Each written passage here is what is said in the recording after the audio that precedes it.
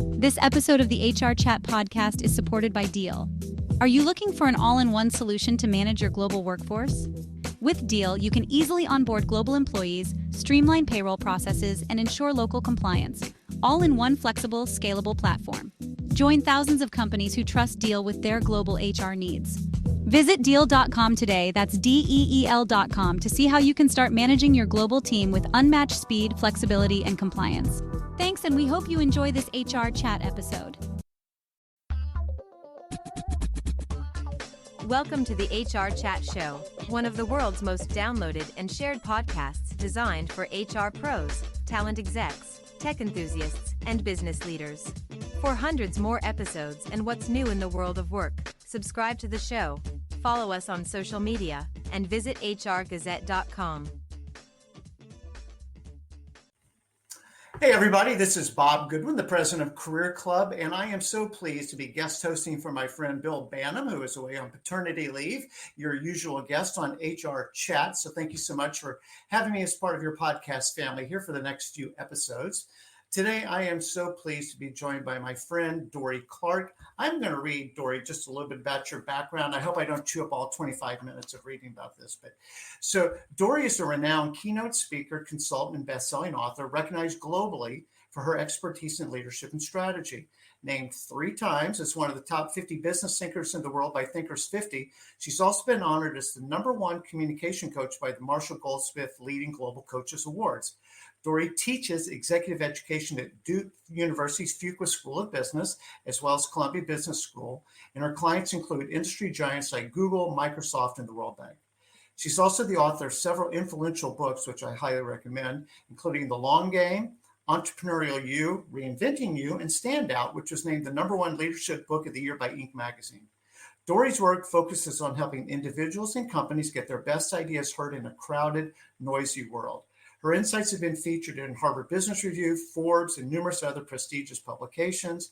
She holds a Master of Theological Studies from Harvard Divinity School and, of course, has produced a Grammy-winning jazz album. Dorie, welcome. Hey, Bob. Thank you. Great to be here. No, this is great. And I suspect that if anybody's on LinkedIn for more than a hot minute, they have seen some of the amazing posts that you do. You will be a familiar face. If they are HBR subscribers, they for sure know who you are. But again, just thank you so much for spending a few minutes with us today here on HR Chat. Thank you. It's awesome. And I look forward to diving in.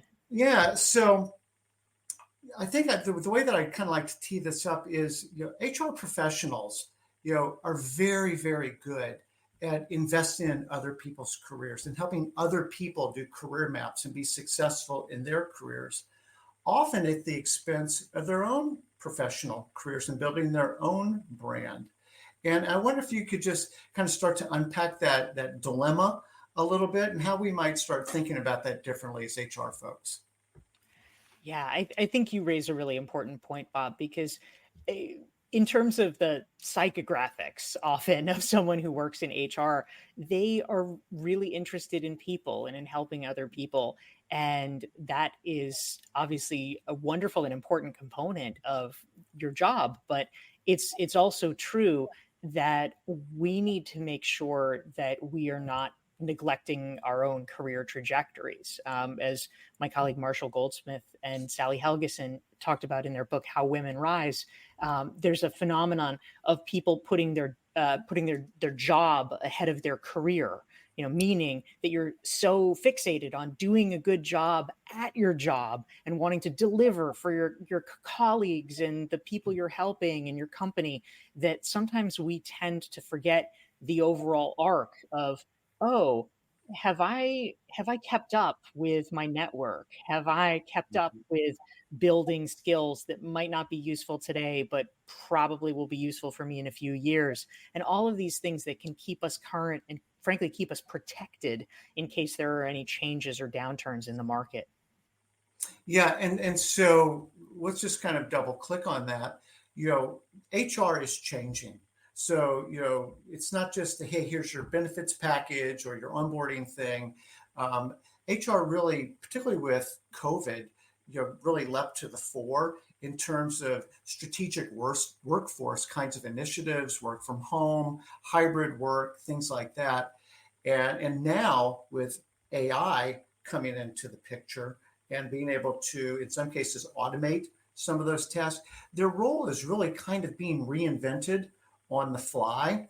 And how do you speak to clients kind of broadly about that, and then maybe more specifically in an HR context? Yeah, I mean, it's certainly true. Probably more than in almost any other functional area, HR in the past few years has has really taken center stage. That this is good news and bad news, right? I mean, the good news is that for years, HR professionals have dealt with sometimes very unfairly being sidelined because it's seen as a cost center rather than a center of profit generation. And so as a result, for a lot of companies that are short-sighted, you get less respect in that context. But COVID upended all of that because all of a sudden HR related issues and talent retention and talent acquisition, during the Great Resignation and things like that suddenly became priority number one. And so it was this moment where everyone realized, oh my God, HR is extremely important. And so this, on one hand, became this, great moment to shine and to really show all the things that HR could be, all the things that all along we've been saying, that it's not just, managing payroll. It's the entire strategy of how we bring in and retain and train the people who are needed to execute the function of the organization. It's, Right. pretty enormous. And so that is exciting. But it also is sort of daunting in the sense that suddenly you really are center stage, and it's this opportunity to redefine how other people view HR as a function and view you as a contributor and as a leader. And so it's kind of high stakes. So if we were sitting at a round table, Dorie, of CHROs who are really trying to, as you say, kind of not lose the moment that they had and kind of level up now with the advent of AI, or just maybe broadly just, being more of a strategic partner to the rest of the ELT, what kinds of things would you recommend to them? Yeah. So you're pointing at something really important, Bob, with the use of the phrase strategic partner. I think that there is a tendency among people who don't understand HR, or, maybe we can say more aptly, don't want to understand it, don't want to take the time to understand it, that it is about really tactical things. Get me this head count, or, cut this head count, or whatever it is. And ultimately, it's just so fundamentally interwoven in terms of, where are we going as an organization? What kind of people and skills do we need? How do we find them? How do we make sure that we're the employer of choice? How do we get the message out to the right people? How do we ensure that they are happy enough that they're not immediately turning around and leaving for a competitor? These are fundamentally strategic concerns. And so we need to own and claim that strategy. Now, I will admit I'm biased. I am a strategy fan. My most recent book is called The Long Game, how to be a long-term thinker in a short-term world. So I'm all in on it. But I believe with good reason, because when it, in literally almost every study about leadership, what comes to the fore is that when people think about the most critical components of leadership, strategy and strategic thinking is literally at the top of the list. And so if we want to own our place at the table, that is the ring that we've got to grab.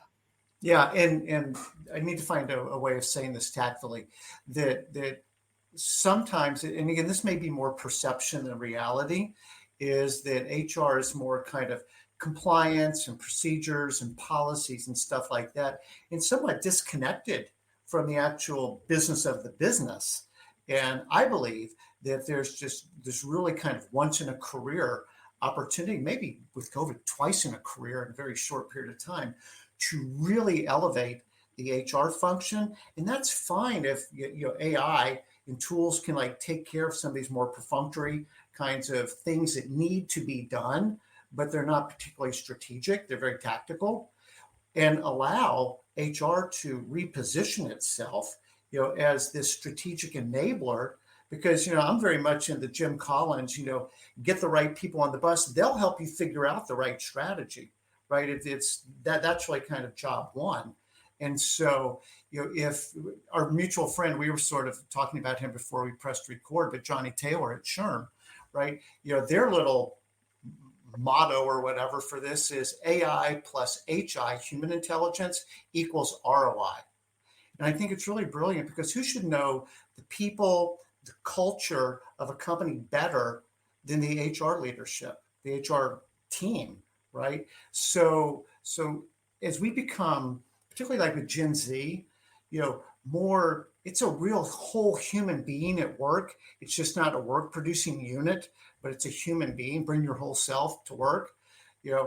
Somebody who really understands not just the X's and the O's of the business, but the people that make the X's and O's of the business actually operate, becomes invaluable, right? Otherwise, you have high attrition, low productivity, right? You've got people who are burned out and leave. You've got higher healthcare costs because people are stressed out and, on drugs or whatever they need to kind of cope.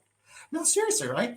And so I just fundamentally believe that, HR people, HR professionals, leaning into the strategic part of the business can just, for their own careers, just make giant leaps and along the way enable their companies to succeed. Yeah, I think that's so right and so true, Bob. And I've been thinking a lot. I'm sure, it sounds like you have as well, about this question of, in the age of AI, what is our competitive advantage? What are the things that we can hold on to? Because interestingly enough, I mean, if you take the conversation back 3 years or 5 years, pre Chat GPT, so often people were saying, well, we need, the human skills. AI can't ever touch us on creativity or empathy or blah, blah, blah. And it's like, well, sorry, now it can. So where did that leave us? And so we got to think of something else, honestly.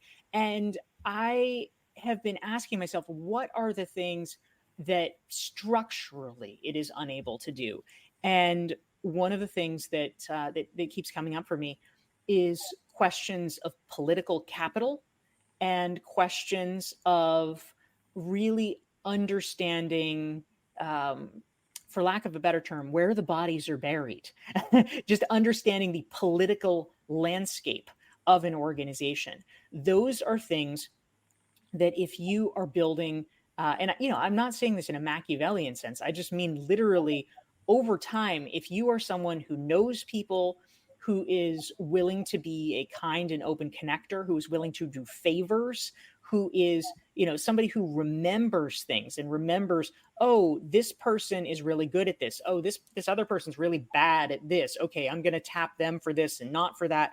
If you are doing that, if you are able to master the sort of back channel of the way that politics work in an organization, sometimes people think, that's a loaded word, or that's a bad thing. I want to argue against that. I think that ultimately, as humans, we can actually stake out turf that no other people, and certainly no technology, can contravene. Because if you have enough people that like you, that owe you favors, and you have demonstrated a mastery of how this particular organization works, that is a way that you can actually make yourself extremely invaluable within the confines of that organization, regardless of what's happening in the broader marketplace and regardless of what's happening in technology. Well, what I love about it, it's sort of the corporate whisperer, like you really understand how this thing really, really works. Because again, I think that what, to your earlier point about AI, kind of looks past this. Human beings are incredibly complex. Relationships are incredibly complex. The history and the context of those relationships is complex. And I don't know what the data input system is that captures all that to do machine learning modeling, AI, large language modeling. I don't know what that is. people are really good at stuff like that. They're really and uniquely, I think, to your point, good at stuff like that. Um, Related to all this and being strategic, when you teach people in your books about building a personal brand, one of the things that you talk a lot about is thought leadership. And again, I think this is kind of converging of a couple of ideas here. How would you encourage an HR professional, and this doesn't have to be at the executive level, this could be a director, senior manager, whatever, to start to build thought leadership that enhances their brand and helps position them for a longer game? Yeah. So I am a fan of creating thought leadership. I'll put, sort of put this in air quotes so I can explain what that means, because it's a term that gets confused sometimes or used in different ways. But ultimately, the way that I'm thinking about it is, if you are a professional that wants to be taken seriously, that hopefully wants to have people know what you think and say, oh, he's really sharp, or oh, she has great ideas. Yeah, she would be a great person for this position or for this committee or whatever it is. The way that we do that, aside from literally having worked elbow to elbow with someone and they see, oh, they're good at what they do, the way that you can spread that at scale is by creating thought leadership material that enables your ideas to travel. Now, that could be writing articles for the HR journal. It could be presenting at a conference, or speaking or conducting a workshop or something like that. But it's publicly airing your ideas in a way so that they are understandable and transmissible to an audience larger than the people who happen to have worked with you personally. And when you do that, it becomes really powerful. First of all, because you do in fact get known for those ideas. But secondly, one of the phenomena that I think is important here is understanding that we're always it goes back to the Bible, right? They say you're never a prophet in your homeland, and it's certainly true in corporate life. I mean, studies have backed up again and again that people kind of get taken for granted after a while in an organization, certainly in terms of their compensation. People who are coming in from outside often get paid more. This is just something we recognize is true.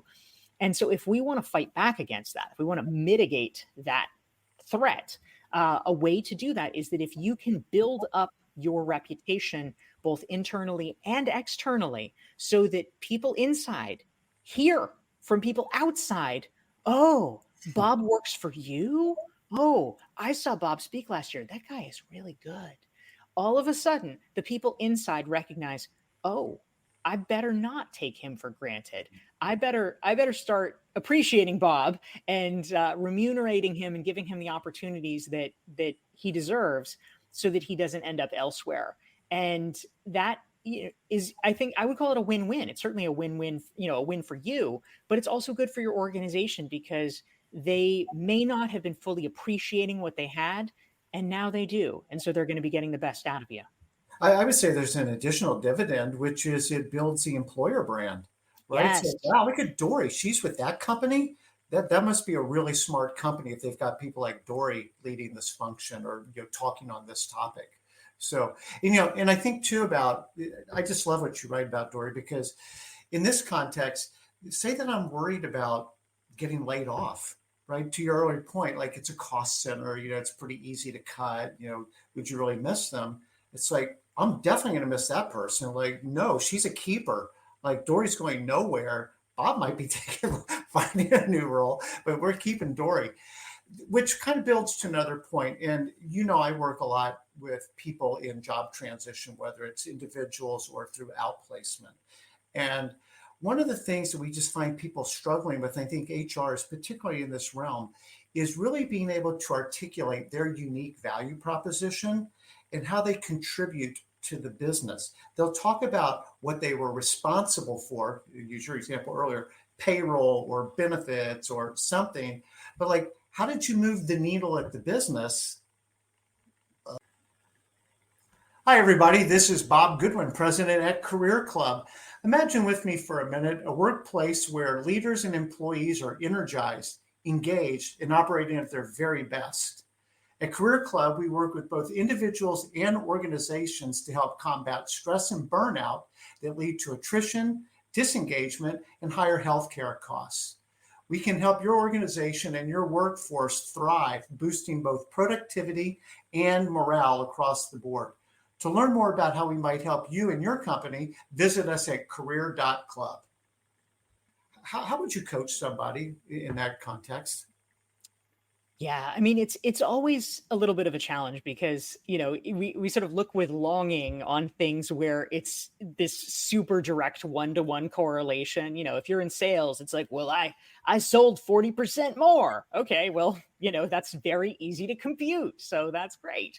And certainly whenever it comes to human relations of any kind and human resources, it's a little more indirect, and so that it becomes more complex. That doesn't mean it is impossible, and it certainly doesn't mean that the contributions are less meaningful. Sometimes they're more meaningful, but it becomes a little less obvious how to make that argument. And so I think the important thing really is to take the step back and not fall victim to what is in front of you. It's very easy to say, well, I did this task, because of course you remember it, you did it, you can quantify it, no one's going to argue with you, and that feels simple.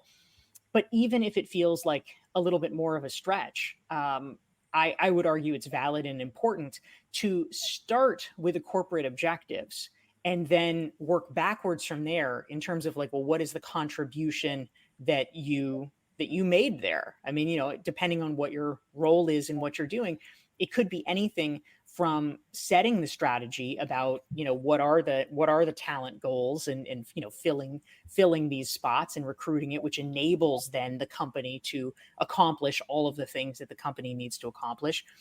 It could be reducing attrition. You can certainly track all of these metrics. You can talk about employee engagement, and these are things that HR legitimately can claim credit for if we're doing our jobs well. That people are more active and engaged, they're doing better work, and therefore it makes possible more sales, more revenue, more expansion, whatever it is. So I think it's really understanding, okay, we created the conditions, and because those conditions were met, it then enabled all the other really great things downstream that we can, at least in part, claim credit for as well.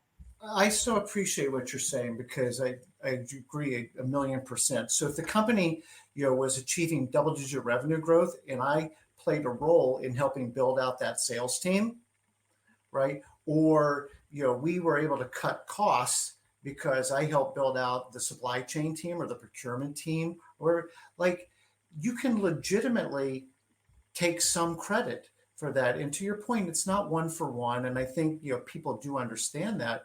But at the same time, we don't need to do ourselves harm by saying, well, I had nothing to do with that. Like all I did was, hire a bunch of great professionals who ended up, doing these wonderful things for the company.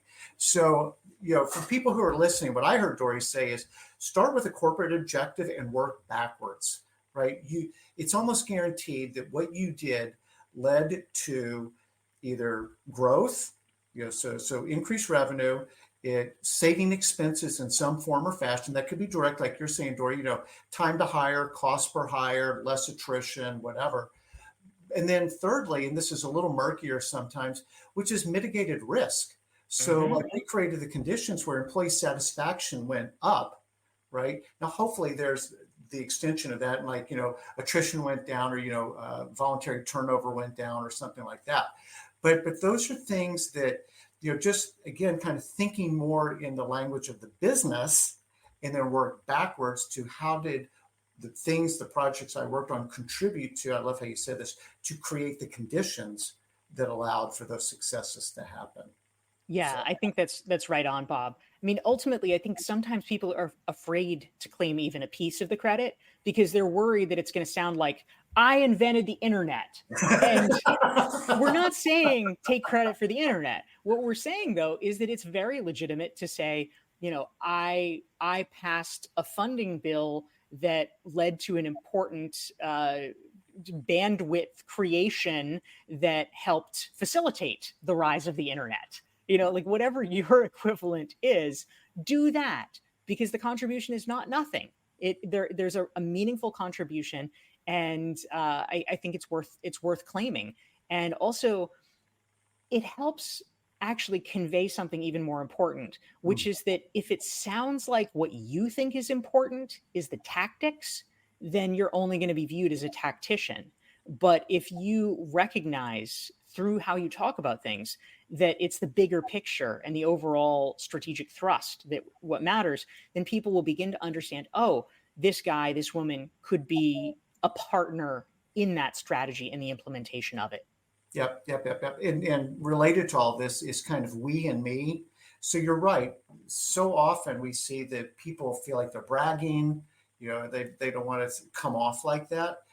And what was my role? I didn't invent the internet. I mean, I did some things, but and so they take no credit for what their contribution was. So when you can identify, I was on a team that did this, my role on the team was X. So then it's like, no, as part of the team, I'm not saying I'm amazing. By the way, I'm also saying I work well with others and I can collaborate, work cross-functionally and good things. So sometimes it's yes and, but we're certainly not trying to take credit for everything. The one other thing that I think this sort of touches on really quickly is start making a record now of ways that you're contributing. The worst time to try and recreate history is when your memory is foggy and it's hard. Document it now. Just create a Google Doc on your personal computer and just start tracking ways that you contributed. Yeah, that's so wise. It doesn't take long. It takes 30 seconds to, write the thing down, to save the email from your boss saying, "Great job, you did a wonderful thing." Just save all of that so that you have it and it can be the refresher, and then it becomes easy before the performance review, rather than you racking your head to come up with things and then being mad at yourself because 3 days later it all comes back and you forgot half of it. Exactly. One last question, then I'll let you go. This is such a tricky topic for people, and you're so good at this, which is networking. And how do we do networking in a way that's not gross?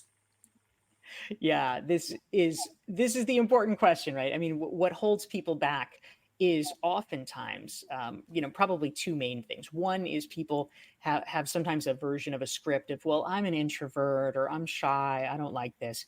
And my response to that is, I'm actually an introvert. I mean, it doesn't excuse us from the responsibility of meeting people and making connections. What it means, though, is that we just have to be smart about finding a way that works for us. And so in my case, as an introvert, I don't really love flinging myself into large groups.